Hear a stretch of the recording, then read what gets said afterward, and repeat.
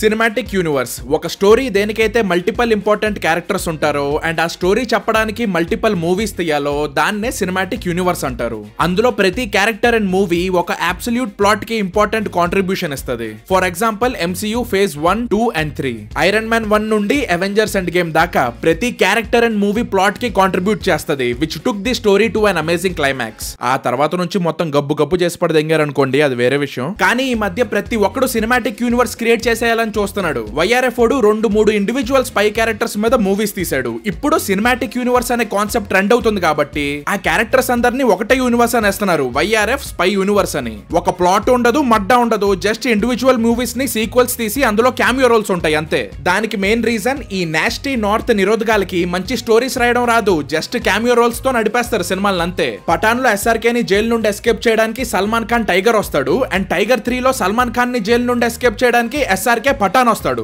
దీనమ్మ సాయంత్రం అయితే చాలు బిల్డింగ్ కింద ఆంటీలందరూ గుంపు కట్టినట్టు ఒక చోట చేరి దాన్ని సినిమాటిక్ యూనివర్స్ అని అంటున్నారు ఈ హౌలేగల్లు. ఇలాంటి రోత సినిమాటిక్ యూనివర్స్ లో నేను విట్నెస్ చేసిన the most crudiest cinematic universe is Rohit Shetty's cop universe. అరే నిజం చెప్తున్నా, వీడున్నాడే వీడు రోహిత్ శెట్టి మన అందరి పాపాలకి కర్మఫలమీడు.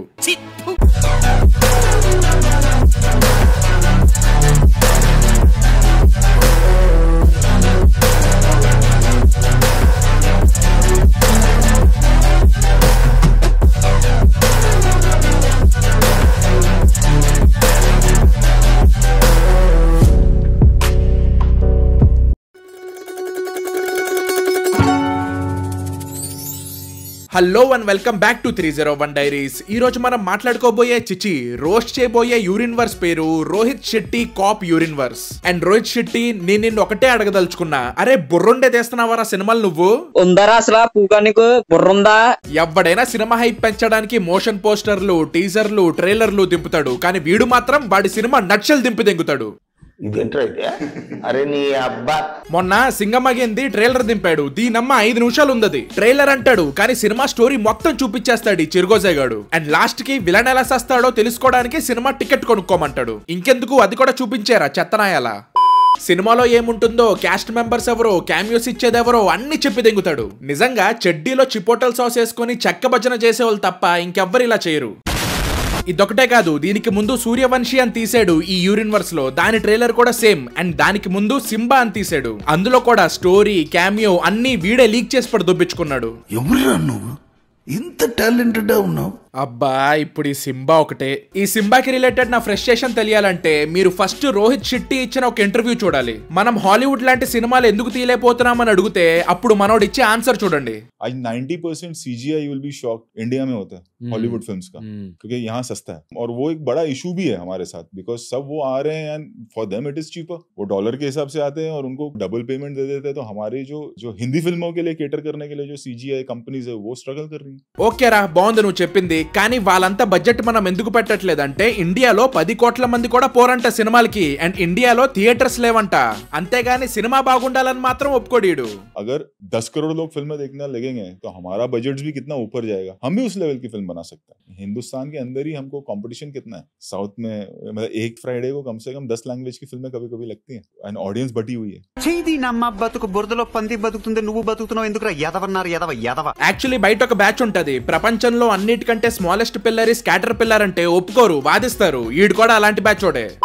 ఏ తక్కువ బడ్జెట్ తో మంచి సినిమాలు తీయలేరా? అసలు ఏమనుకుంటున్నావురా నువ్వు? డబ్బులు ఎంత ఎక్కువ పెడితే అంత బాగుంటది అనుకుంటున్నావా సినిమా? ఒక సినిమా ఆడాలంటే 2 ఫ్యాక్టర్స్ ఉంటాయి, ఒకటి good content, 2 good promotions. Promotions ఒకటే బాగుండి కాంటెంట్ బాగాలేకపోతే సినిమా 3 రోజులు ఆడుద్ది, ఆ తర్వాత షెడ్కి వెళ్ళిపోద్ది. At the same time content బాగుండి ప్రమోషన్ సరిగా లేవనుకో అది కూడా వేస్టే. వర్డ్ ఆఫ్ మౌత్ మీద బతకాలి, లేకపోతే OTTలోకి వచ్చాక మంచి పేరు రావాలని కోరుకోవాలి. ఒక్కవేళ అది కూడా అవ్వకపోతే 5-6 ఏళ్ల తర్వాత ఇదొక కల్ట్ క్లాసిక్ అనిపించుకోవాలి. అదే 2 బాగుంటే ఎక్కువ కాలం ఆడిద్ది సినిమా. ఇప్పుడు మనోడు జనాల్ది అండ్ గవర్నమెంట్ ది తప్పన్నట్టు చెప్తున్నాడు కదా, అసలు ఇది కాంటెంట్ ఏంటో చూద్దాం.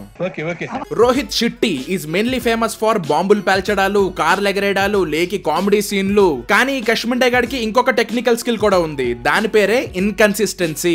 ఫర్ ఎగ్జాంపుల్ చెన్నై ఎక్స్ప్రెస్ అని ఒక సినిమా తీసాడు. ఇప్పుడు దాని స్టోరీ గురించి చెప్పుకుంటూ పోతే తెల్లారొద్ది గానీ సినిమాలో హీరో హీరోయిన్ కలిసి ఒక తమిళ్ విలేజ్ కి వెళ్తారు. అప్పుడు హీరో గాడు ఒక మాట అంటాడు, वहां का नजारा देखकर साफ पता चल रहा था कि दाल में कुछ काला नहीं बल्कि दाल मखानी में कुछ सफेद है। ఇప్పుడు ఇక్కడ ఏం జరిగిందంటే దాల్ మే కుచ్ కాలా హై అనేది ఒక సామెత అన్నమాట. అండ్ దాని మీనింగ్ ఏంటంటే ఏదో తేడాగా ఉందేంటి.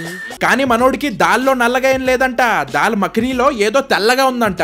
బేసిక్ గా ఏం లేదు, హీరోయిన్ క్యారెక్టర్ సౌత్ ఇండియన్ కాబట్టి సౌత్ లో అందరూ నల్లగా ఉంటారని ఒక రేసిస్ట్ జోక్ వేసాడు. అండ్ ఈ జోక్ ఎంత దారుణంగా ఉందంటే ఈ నార్త్ నిబ్బాగాళ్ళు గుట్కా తిని ఊస్తారు కదా ఎర్రగా, దానికంటే ఎర్రిపూకులా ఉంది.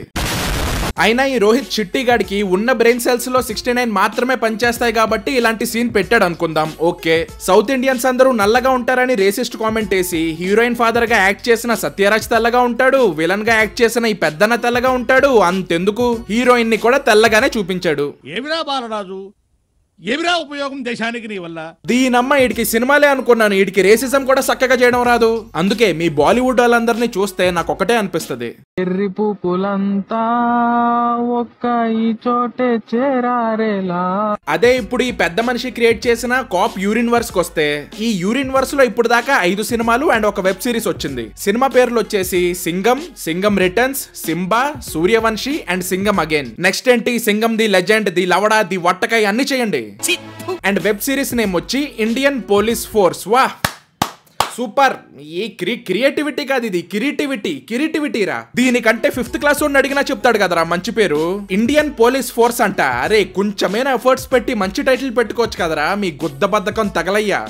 ఈ యూనివర్స్ లో బాలీవుడ్ మొత్తాన్ని కుక్కేశాడు. అజయ్ దేవగన్, అక్షయ్ కుమార్, రణ్వీర్ సింగ్, అర్జున్ కపూర్, కాజల్, దీపిక, కరీనా కపూర్, సారా అలీ ఖాన్, టైగర్ షెరీఫ్, జాకీ షెరీఫ్, శిల్పా శెట్టి, వివేక్ ఓబ్రాయ్, సిద్ధార్థ్ మల్హోత్రా అండ్ ఫైనలీ మన సులేమాన్ భాయ్. ఎస్, ఇందులో మన సులేమాన్ భాయ్ కూడా ఉన్నాడు. ఎన్నిసార్లు కొట్టిన చావని పావురా నువ్వు, అడే పోయాడు అనుకుంటే మళ్ళీ వస్తావు. ఇంకెవడ మిగలేదు అక్కడ, ఇలాన్ మస్క్ తప్ప. ఆన్ని కూడా కలిపేసుకొని ఈసారి రాకెట్లు పేల్చిదంగండి.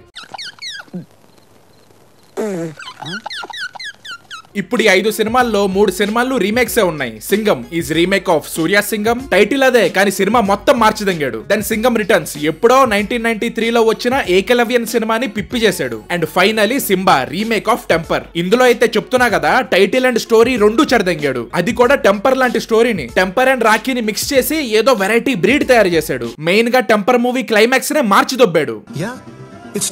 అసలు టెంపర్ సినిమా బాగుంటానికి కారణమే హీరో క్యారెక్టరైజేషన్ అండ్ క్లైమాక్స్. ఆ 2 మార్చేస్తే సినిమా ఎందుకు తీసావురా, రోత పుట్టించడానిక?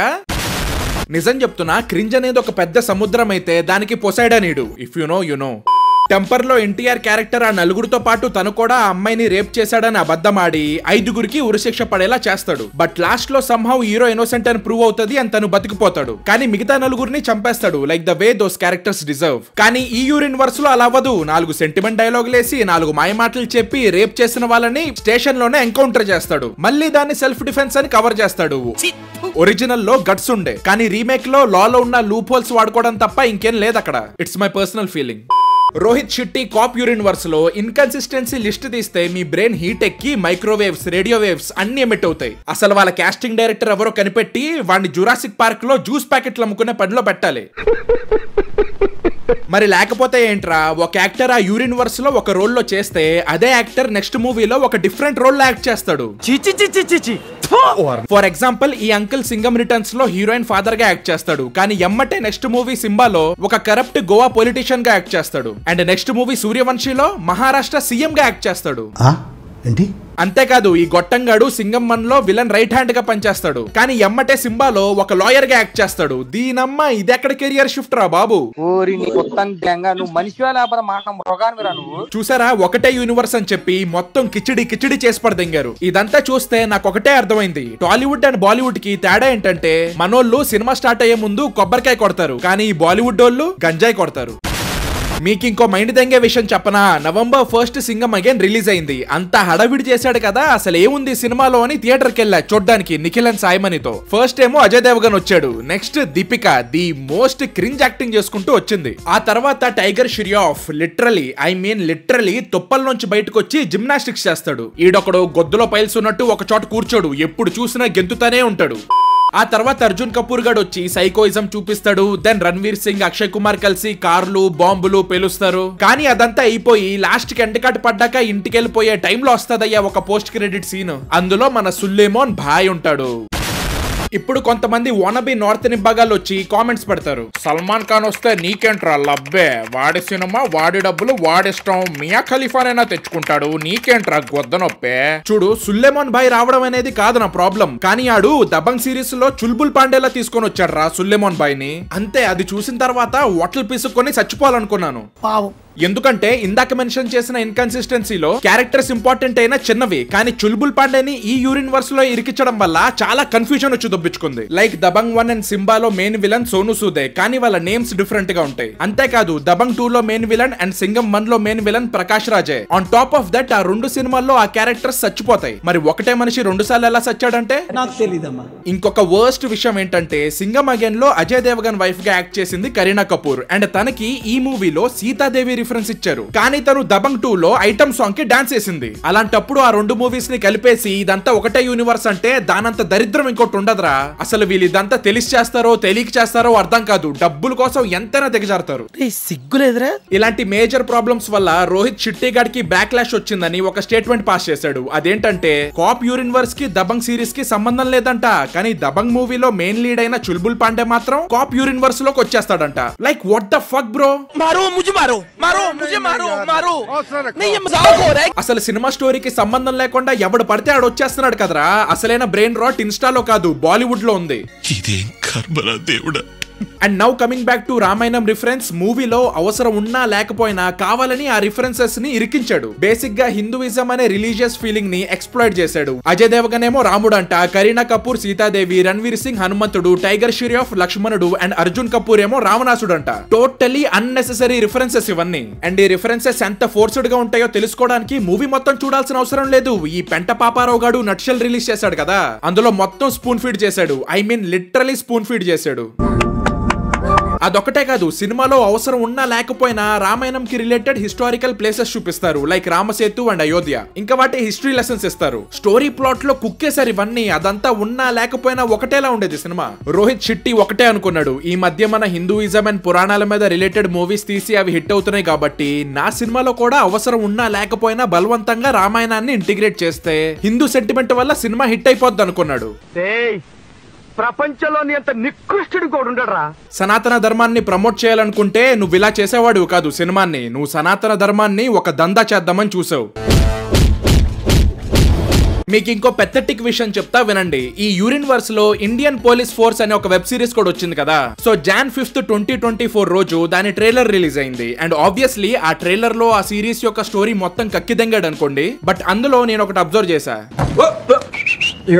అదేంటంటే ట్రైలర్ లో new chapter of cop universe అని అంటాడు, అండ్ నెక్స్ట్ మినిట్ ఈ పెద్దనని ఒక ఢిల్లీ పోలీస్ ఆఫీసర్ లా చూపిస్తాడు. కానీ దీనికి ముందే రిలీజ్ అయిన సూర్యవంశిలో సేమ్ అదే మనిషిని టెర్రరిస్ట్ అని చెప్పి ఆల్రెడీ సంపిదెంగారు.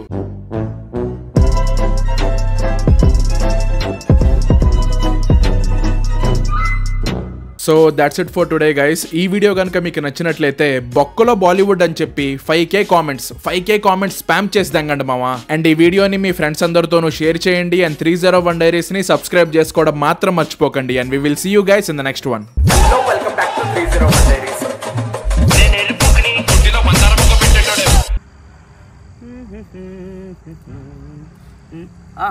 ఏడుమా వీడియో అయిపోయింది, ఏం లేదు ఇక్కడ. నేనేదో స్క్రీన్ టైం అడిగానని చెప్పి ఆ రోహిత్ షెట్టి గారు సుల్లిమాన్ బాయ్ని సినిమాల్లో దూర్చినట్టు నన్ను ఈ వీడియోలో దూర్చారు. ఏం లేదు ఇక్కడ. ఉంటా, వెళ్ళండి. బాయ్ వెళ్ళండి.